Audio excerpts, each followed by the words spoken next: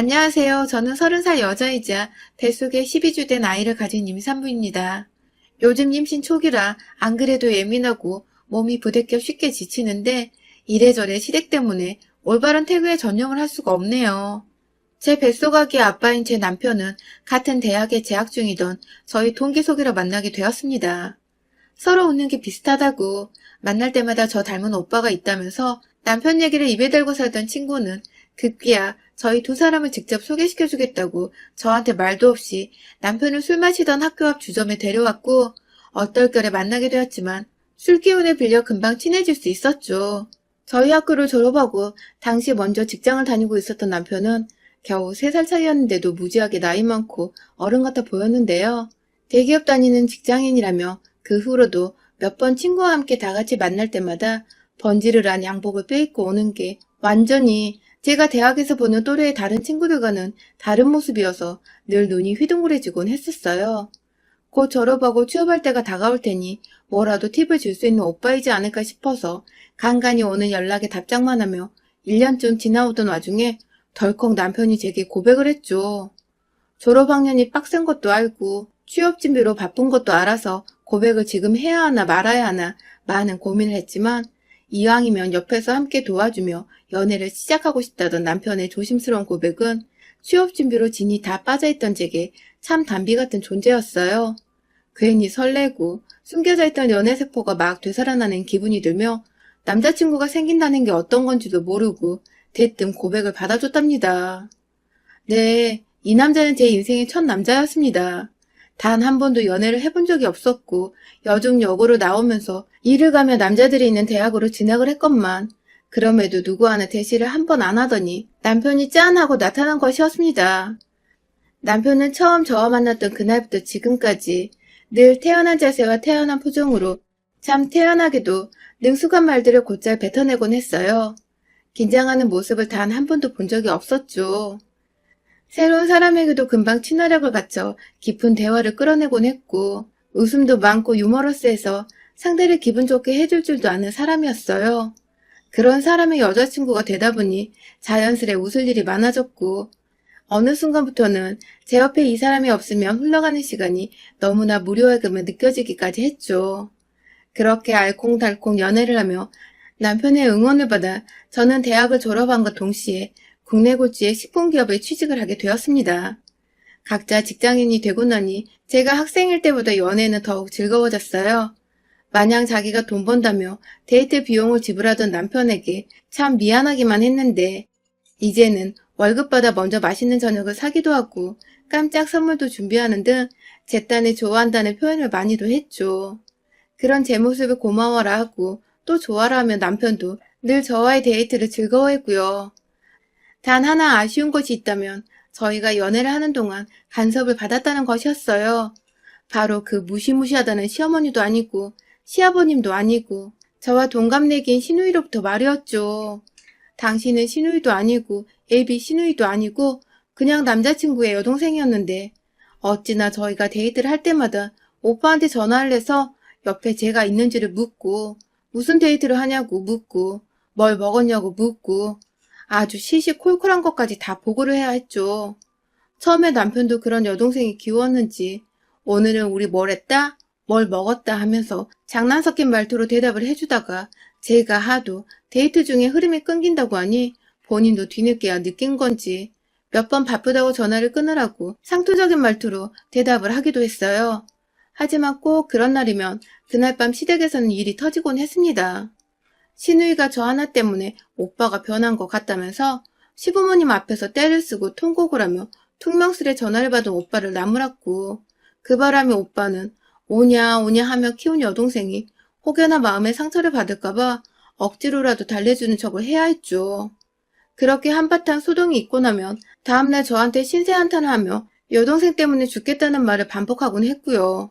그러다 보니 저희는 데이트를 하며 자연스레 여동생이 또 전화가 오지 않을지 정말 오게 된다면 잘 대답하며 받아야 한다는 강박이 생기면서 늘 마음 한켠에 시누이란 단어가 꼭 따라다녔습니다. 남편이랑은 정말 죽도 잘 맞고 잘 지내는 사이인데 시누이 전화에 시누이 얘기만 하면 속에 고구마 하나 꽉 깨문 것처럼 답답함이 느껴지곤 했어요. 남편은 신우이를 정말 지극정성으로 아끼고 또 보살핍니다. 아주 어릴 때 신우이가 잠시 몸이 아파서 1년 정도 병원에 입원한 적이 있었대요. 그때 시부모님께서 모두 신우이 병간호를 한다고 집에서 매일같이 울었다며 그때 생각이 나면 지금도 눈물이 울컥하려 한다며 실제로도 눈물을 훔친 적도 있었고요.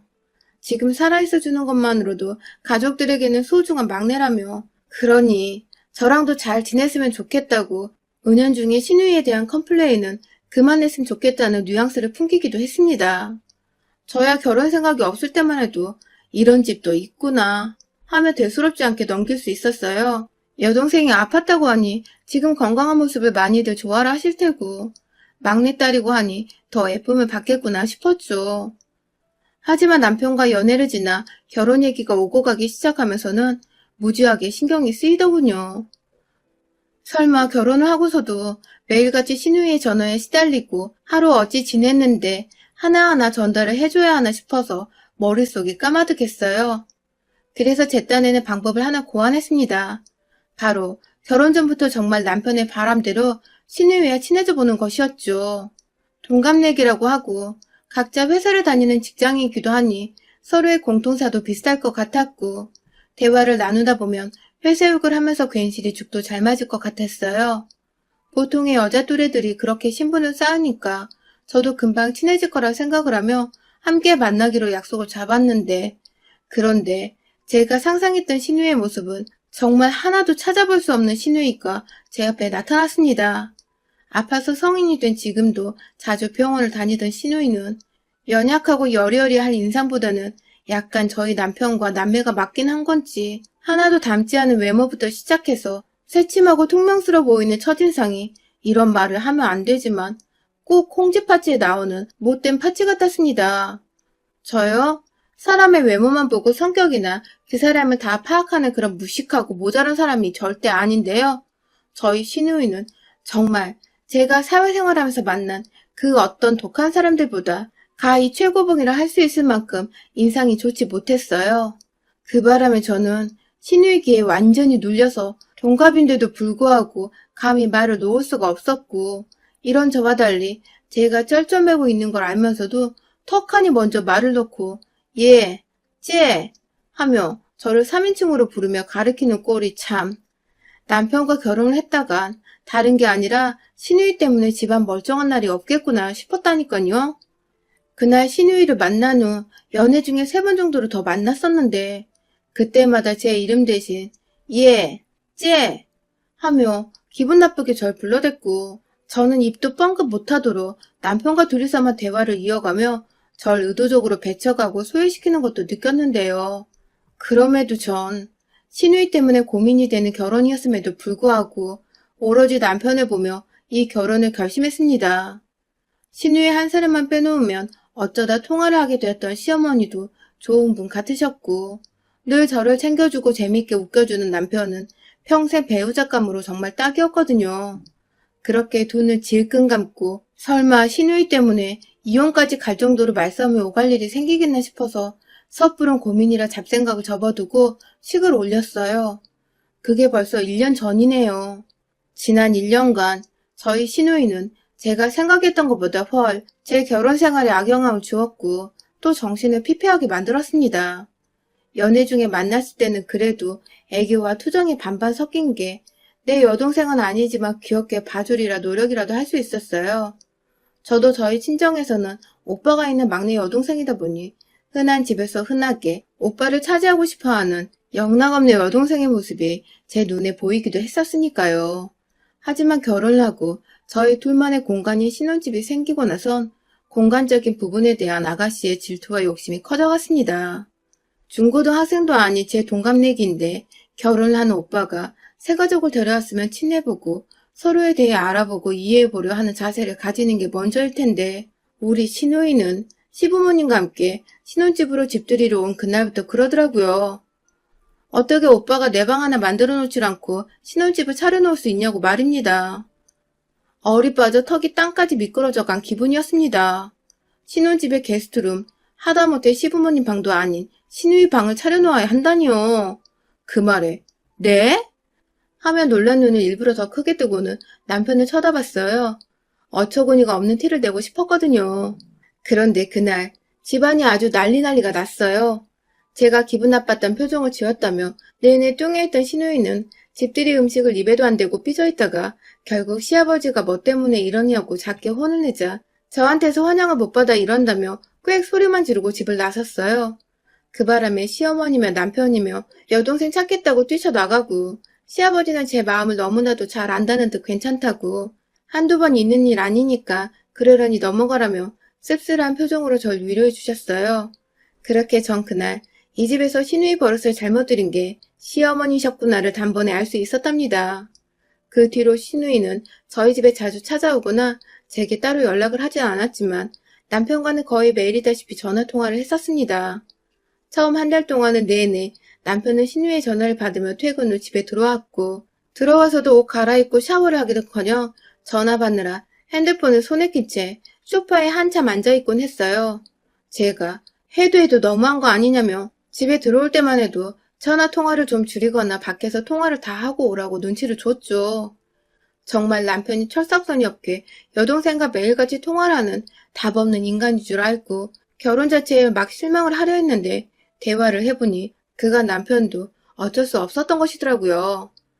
회사에 퇴근 후 집에 도착할 때쯤 귀신같이 시누이가 통화되냐고 통화하자며 전화를 불이 나게 하는 바람에 하는 수 없이 전화를 받았던 것이더라고요. 하소연을 하며 제게 털어놓는 남편한테 저도 시댁 식구들과 집들이 이후 또 문제를 일으키기 싫어서 그냥 받으라고 했고 그렇게 남편은 일주일에 한 번 정도 겨우 제 앞에서 시누이와 통화하는 모습을 주인처럼 들키곤 했었답니다. 참, 이게 무슨 짓인가 싶더군요. 그런데 제가 전화 받는 걸 싫어한다는 걸 시누이가 알게 된 것 같았어요. 남편이 한 달 사이에 갑자기 전화를 피하고 자기 생각으로는 오빠가 집에 도착할 때인데도 바쁘다는 말을 계속하며 안 받으려 하는 티를 내자 그게 다 저 때문이라고 생각을 했나 보더라고요. 그때부터 본격적으로 시작된 동갑내기 시누이의 시비. 그것도 바로 저희 신혼집에서 시작되었어요. 시누이는 전문대를 졸업하고 잠깐 대기업 비정규직으로 1년 정도 일을 한 후 현재 한 중견기업에서 회계 업무를 맡고 있습니다. 고등학교 때부터 특성화고를 졸업해서 그쪽으로 진로를 일찍 잡았다고 들었어요. 그 얘기를 남편한테 들은 지도 벌써 연애 때부터 오래되었었고 시누이가 무슨 대학을 졸업했건 지금은 어느 직장에서 얼마를 받고 뭘 하면 출퇴근을 하든 저는 정말 하나도 관심이 없었습니다. 시누이 인생이니 본인이 원하는 대로 능력대로 사는 것일 텐데 제가 뭐라고 거기다가 잣대를 들이밀겠나요? 그런데 우리 시누이는 본격적으로 신혼집에 자주 발을 들이밀기 시작하면서 저를 살살 긁어대는 말들을 시전하며 제 기분을 왕창 상하게 만들었어요. 남편과 저 둘 다 퇴근하고 집에 와 피곤해서 저녁을 시켜 먹으러 가면 허락도 없이 신혼집에 사과 한 봉지를 사다 들고 오더니 제가 해주는 집밥 좀 먹어보자며 부엌 식탁에 떡하니 자리를 잡고 앉았어요. 말없이 제 집에 찾아온 것부터 기분이 나빴지만 빈손도 아니고 사과 한 봉지를 또 들고 오니 뭐라 할 수도 없고 피곤해서 배달 음식 시켜 먹으려고 한다고 하니 오빠는 결혼해서 고작 와이프한테 바깥 음식을 얻어먹으며 사냐며 결혼 잘못했다고 그렇게 집밥 좋아하던 우리 오빠 불쌍하다며 저와 남편 앞에서 이 소리를 아무렇지 않게 짓거리곤 했습니다. 엄마도 알아? 하며 시어머니한테 금방이라도 일러다 바칠 기세길래 잘못한 것도 없는데 전 괜히 쫄아서 당장 집밥 차려주겠다며 손발을 걷어붙여 부엌에서 한참 요리를 하다 갖다 바치곤 했죠.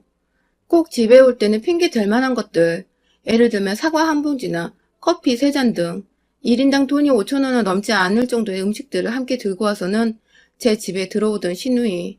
그렇게 한두 번 오다 보니 이젠 제가 만만해졌는지 저의 삶에 대해 터치를 하기 시작했어요. 제 직장과 제 나이, 제가 살아온 지난 제 삶들을 모조리 꺼내들어 이러쿵 저러쿵 되도 않는 잔소리와 간섭을 하기 시작한 것입니다. 앞서 말했듯이 저는 시누이가 사는 인생에 대해 정말 단 일도 관심이 없는 사람입니다. 그런데 시누이는 한두 번도 아니고 잘 알지도 못하는 제 직업에 대해 까내리기 시작했어요.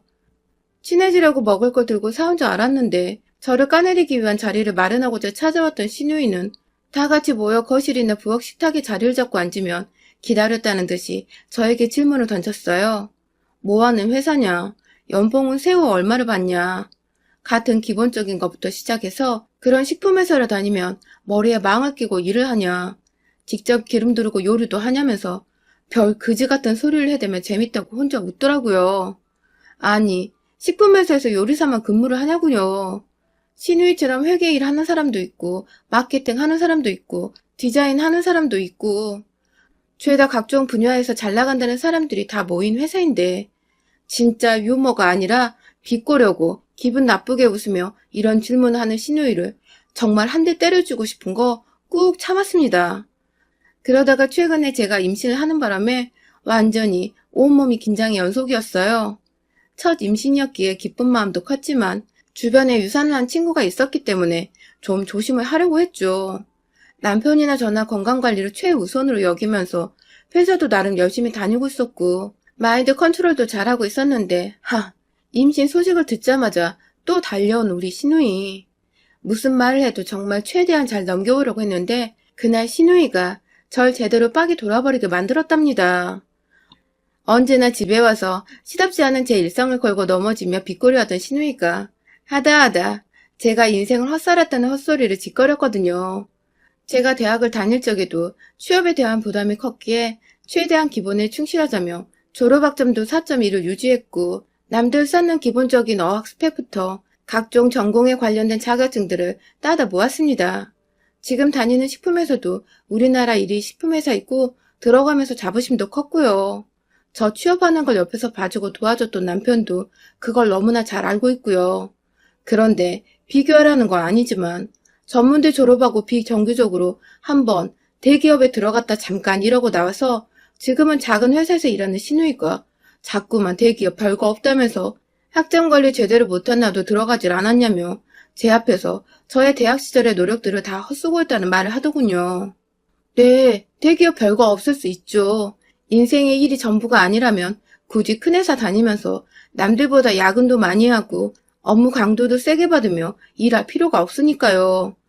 그렇지만 스펙이라고 할 것도 없이 토익 700점 겨우 넘게 받은 게 전부라는 시누이가 제 앞에서 비꼬는 듯한 기분 나쁜 웃음을 멈추지 않으며 계속해서 제게 헛살았다고 말을 하니 그 말이 제 가슴에 비수를 꽂았어요. 그리고 이내 이제 임신을 했으니 쓰다 버려질 게 뻔한 직원이라는 해서는 안 될 말을 던져낸 시누이.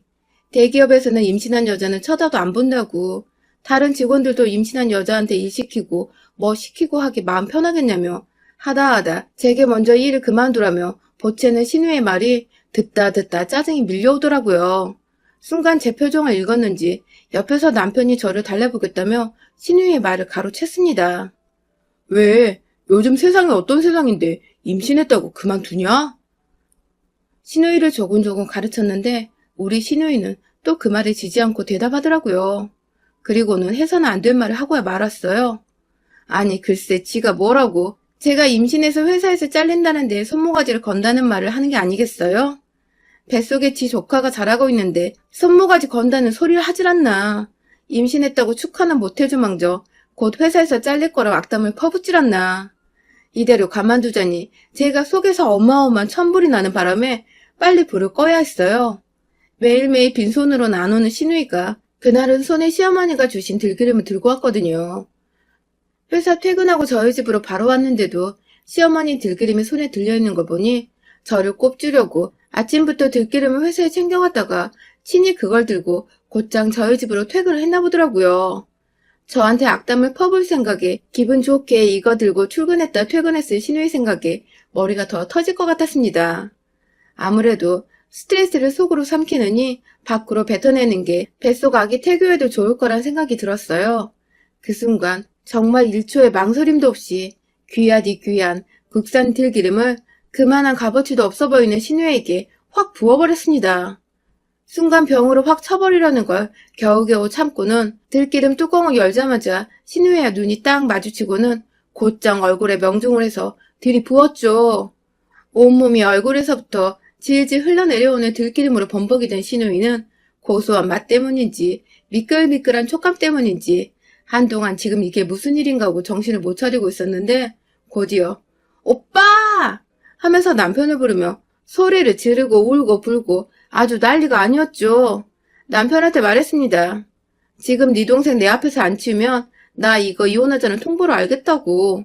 지금 나 놀란 만큼 내 아기도 놀라서 무슨 일이라도 생기는 날에는 너나 네 동생이나 그땐 들기름이 아니라 병으로 정신 차리게 해주겠다며 텅텅 비어있는 빈 병을 머리 위로 들어 올리자 아주 황급히 제 배를 잡고 부엌 식탁에 앉힌 뒤 들기름칠한 여동생을 질질 끄고 집 밖으로 나간 남편.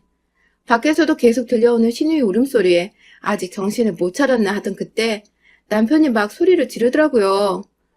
할 말이 있고 못할 말이 있는데 오늘 너는 뿌린대로 거둔거라며 연애 때부터 결혼하고 나서 정말 생전 처음 들어보는 남편의 화난 목소리였습니다. 지혜가 생겨서 그런지 이제는 제법 여동생과 가정 사이에서 뭐가 더 중요한지를 깨닫기라도 했나 보더라고요. 아무튼 그 바람에 밖에서 겨우 남편이 챙겨나간 수건 한 장에 의지한 채 들기름을 닦아낸 신우이는 충격을 받았는지 혼자 알아서 집으로 돌아갔다 합니다. 남편이 혹시나 싶어 아파트 현관까지는 따라 나갔는데 혼자 말도 없이 그냥 쭉 걸어가더니 마침 지나가는 택시 한 대를 잡고는 뒤도 안 돌아보고 갔다네요. 그 후에는 말이죠. 남편을 통해 들으니 거의 매일같이 전화 혹은 문자라도 온 애가 3주째 소식도 없으며 저희 집으로도 아직 찾아오고 있질 않습니다. 혹여나 싶어 시어머니께 연락을 드렸는데 자신이 준 들기름을 어디서 쏟았는지 얘가 기름칠이 돼서 집에 들어왔다며 그날 이후 조용히 잘 지내고 있다고 하시는데 시어머니께서는 아무것도 모르시고 계시더라고요. 아무래도 우리 시누이 병째 들고 한 대 더 때려줄까 말까 하던 제 모습에 적잖게 놀랐었나 봅니다. 그 덕에 저는 좀 너무했나 싶기도 한데 기죽어 있다는 시누이 소식에 묵은 때가 쓱쓱 벗겨진 기분이에요. 제 집에 찾아와 퇴근 후에도 힘들게 안 하고 또 제 성질 팍팍 건드리며 기분 나쁜 말을 시전하지도 않아 오로지 긍정적인 생각만 하며 태그여도 전념할 수 있게 되었고요. 만약 한 번만 더 또 제 집에 제멋대로 찾아와서 되도 않은 시비를 걸며 제 기분을 상하게 만들면 그땐 들기름칠이 아니라 100% 유기농 올리브유부터 시작해서 대한민국에 있는 기름이란 기름을 모조리 사 모아다가 퍼부어줄 거예요. 여러분의 생각은 댓글로 남겨주세요. 오늘도 시청해주셔서 정말 감사합니다.